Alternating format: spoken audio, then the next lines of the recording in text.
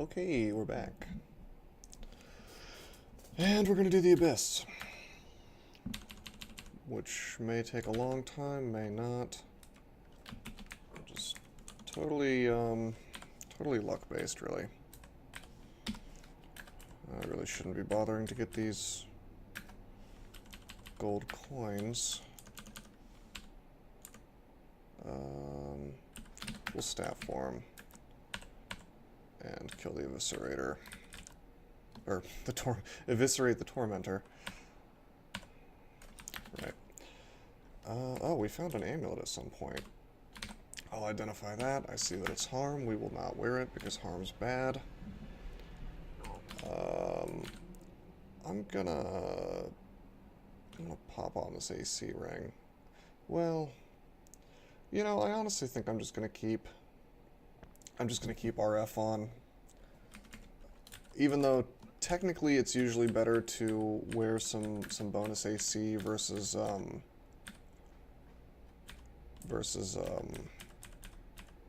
resistance. It's just the fact that we don't have any fire resistance without it. I think it's in our best interest to go ahead and wear it. 4 AC isn't going to make that big of a difference, honestly.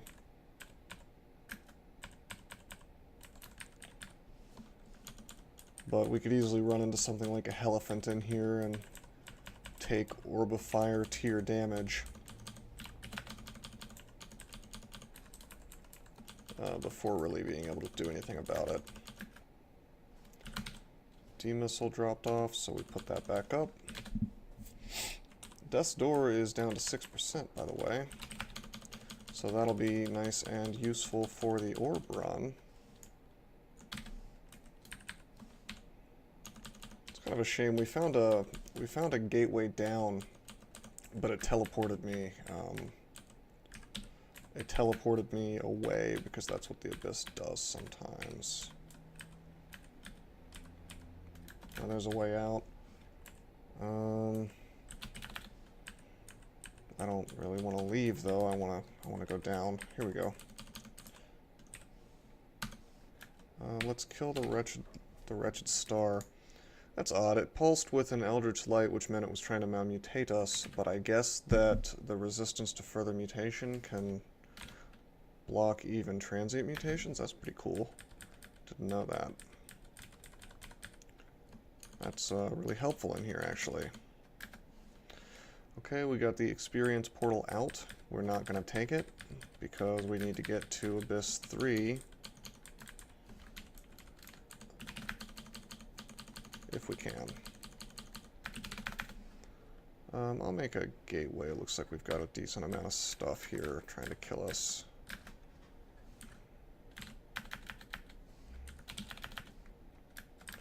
I do not have control on Dead memorized anymore, unfortunately.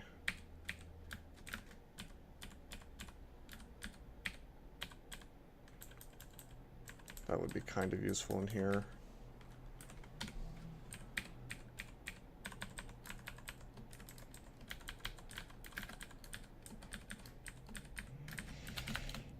But I think we'll be fine. I mean, with this pile of spells that we have available, the rest of the game is basically a formality. I mean, I could see the orb run causing us problems if we get a particularly nasty set of Panlords, but it's unlikely. I mean, I have 2 extra lives. If you're doing the orb run as a Felid, you probably want to make sure you've got the 2 extra lives, just in case, you know. And then you've really got an easy time of it, most likely. I imagine that it would be very hard to die on an orb run with 2 extra lives on a Felid.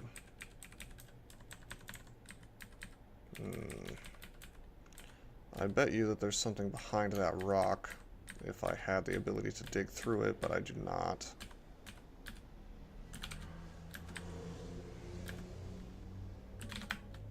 Let's make snakes to block the way. Fortunately, we ate a couple mutations there from that Nekazek.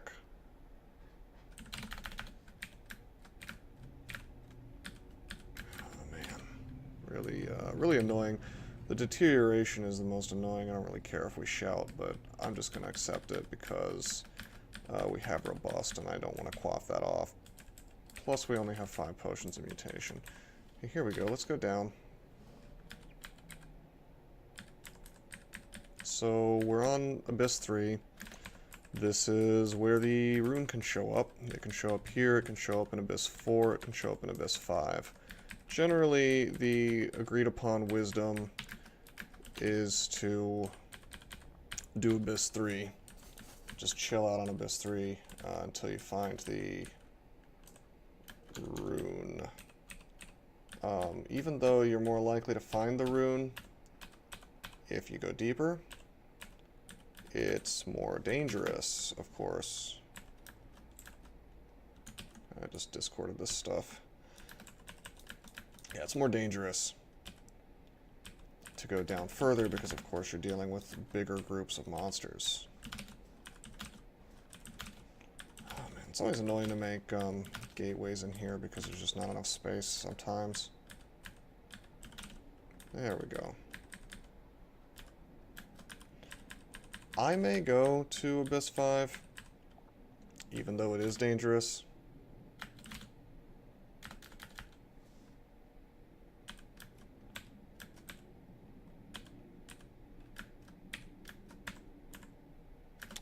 Yeah, I'm gonna go down. It seems kind of silly. There's no need for us to do this, but I'm fairly confident in the overall power of this character, so... I mean, come on, I've cleared out the entire game, and we have Apocalypse. So let's just pop into Abyss 5. This is reckless, though. I don't recommend doing this if you're, I mean, if you're trying to play 100% safe, don't do this. The only reason I'm willing to do it... Oh, what? Wow, they can confusion gaze me. I didn't even know that. I'll pop on MR+. It's only 1%, but they got me. That's fine. Now that we popped on MR+, it'll be 0%. It's good to know for the future, though. For some reason, I was under the impression that an XL27 Felid had 0% confused from those guys, but it's not.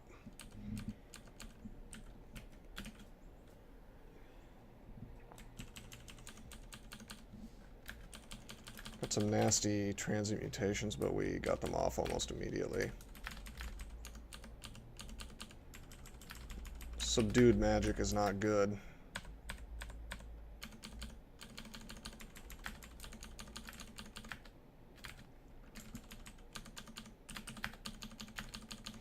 I believe stat form makes us immune to the sickness from the zymes. So that's nice.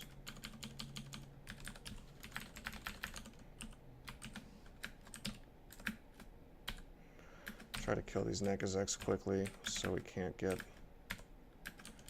malmutated.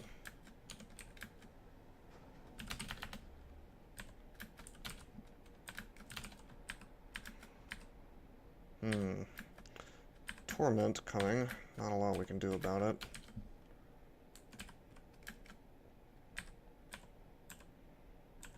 So much stuff. Of course, we could always hop over to that exit and take it if we felt like it. It's Discord. Ah, yes, Discord works well against Starcurse masses, so I'm gonna have to remember that.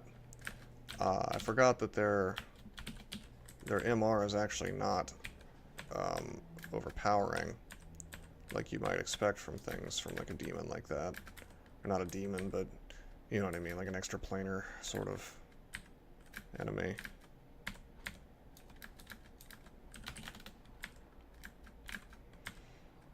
Interesting little vault here with the Kraken.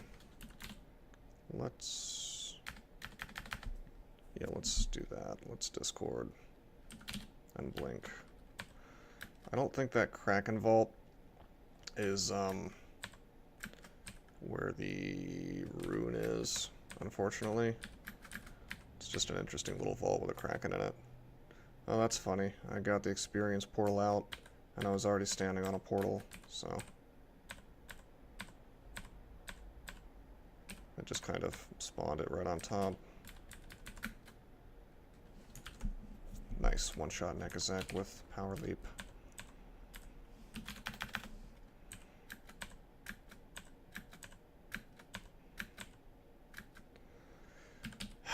This is a little bit annoying. This is one of the reasons you really don't want to go to the 5th floor. Because, oh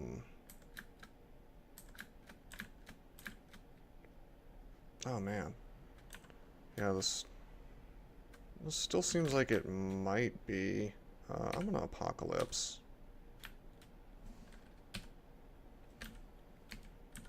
Alright, why am I not using Pog? Oh, it was it. Alright, cool. Give me that rune.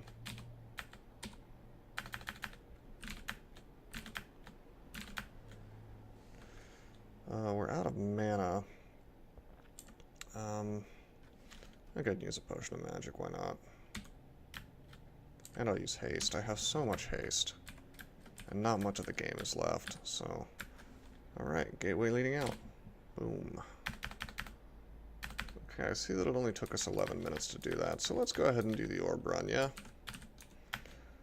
It may be a few days before I actually post these, this video series.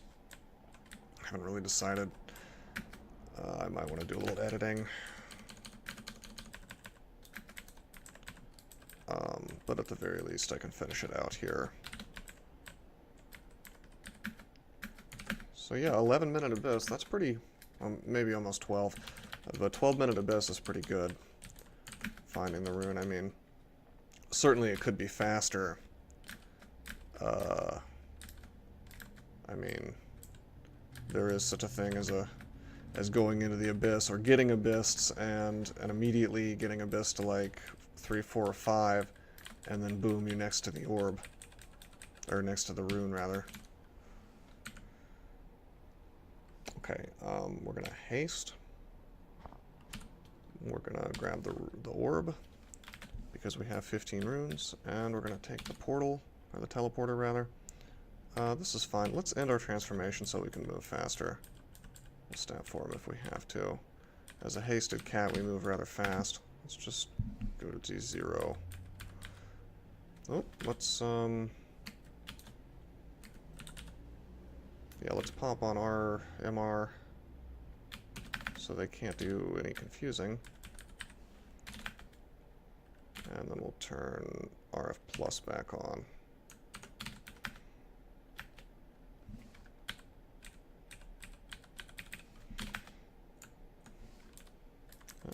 No need to fight a ghost, or a Moth of Wrath.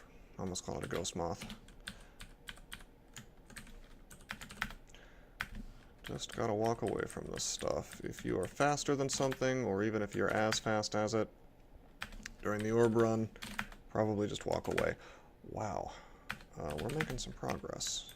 This is good. Let's walk away from this dude this way. Remember, we're still fast as a cat. I think we can just walk away from this. Oh, I see, it wants us to take this floor. Okay, or this staircase. Seems like this is a pretty kind ascent so far.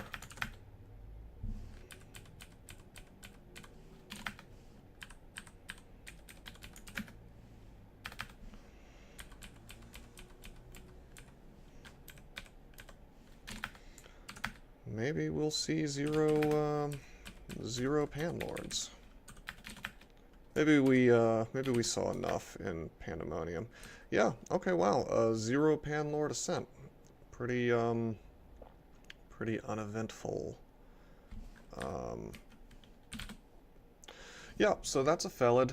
Felid Transmuter. We certainly could have died right at the very beginning, and there's probably nothing I could do about it if it just went bad enough for me, like if I got trapped in a hallway. Although, I mean, there are some situations where you can just avoid hallways, but I mean, a lot of the times on something like a Felid Transmuter, it is possible to die without faulting at the very beginning of the game.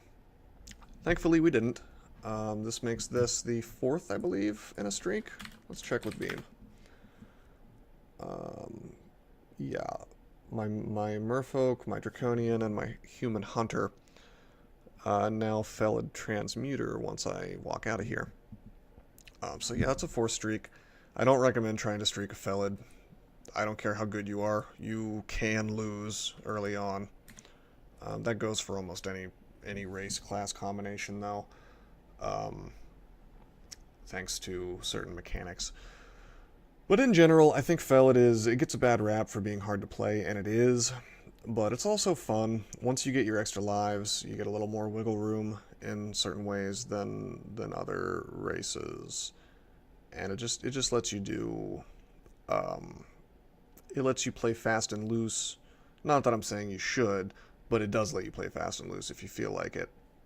Because if you die, it's like, well, okay, I'll play careful from now on. And I think that kind of lets you, it kind of saves you from the tedium a little bit of kind of the extended part of this game. But in general, I just, I mean, if you want to actually enjoy this game, I recommend avoiding extended. I don't think very many people enjoy extended, and that's kind of why it needs a revamp. But if you're gonna do it, Felid is a fun one to do it in my opinion. So that was 15 runes. I hope you guys enjoyed the series. I don't know what I'm going to play next. Always looking for suggestions. Hoping to continue this streak if possible. So I may just play something easy next time. Trying to think of any archetypes I haven't really done. I'm sure I'll come up with something. Maybe I'll do like an ogre or something. Maybe a troll. People seem to like trolls because they're so powerful early on. It's kind of hard to lose a troll. So, okay, well that's it. Hope you guys enjoyed. Until next time.